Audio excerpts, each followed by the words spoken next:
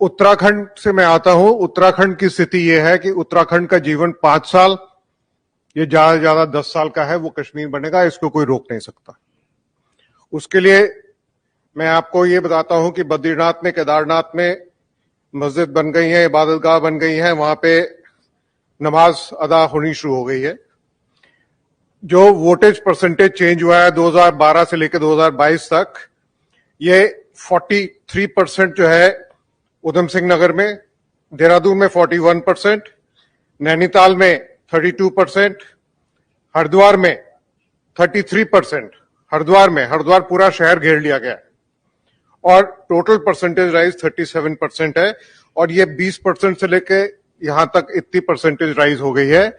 और पूरे पहाड़ में, पूरे देहरादून में जितना भी फल और सब्जी का बिजनेस है, ये 90% बिजनेस हमारे शांति दूतों के पास है।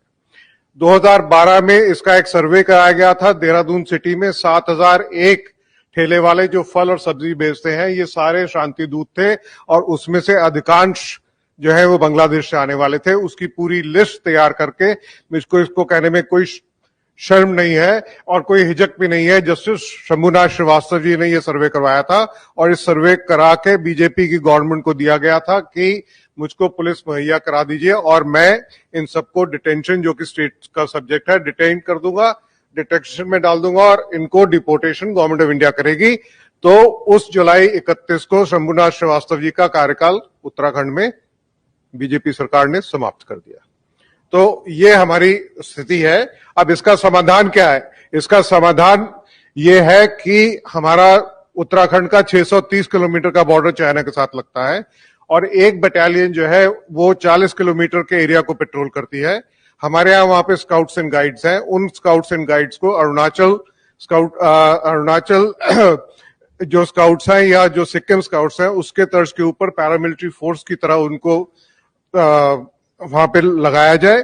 उनकी भर्ती जो है वहीं कुमाऊं और गढ़वाल से हो और वहीं वो पोस्ट रहे 6 से 7 साल तक।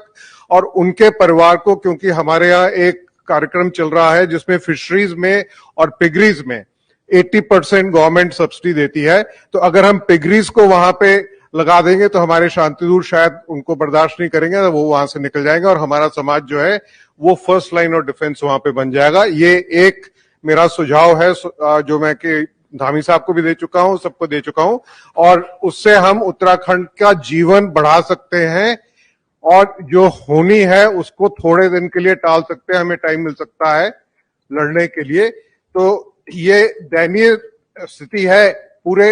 और सबसे मैक्सिमम देहरादून शहर के अंदर धर्मपुर में जो चेंज आया है, 56% शांति दूतों की आबादी है। देहरादून सिटी भी सेफ नहीं है, कोई कॉलोनी सेफ नहीं है। देहरादून में क्या आप कर सकते हैं उसका सोल्यूशन?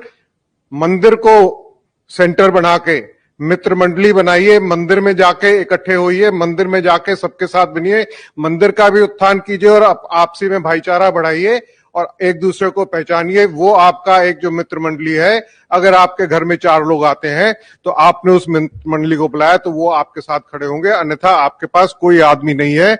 आपने अगर हथियार भी ले लिए तो उसमें 6 गोली होंगी, कितने लोगों को मारेंगे उसके बाद आप मरेंगे अवश्य, ये पक्का है।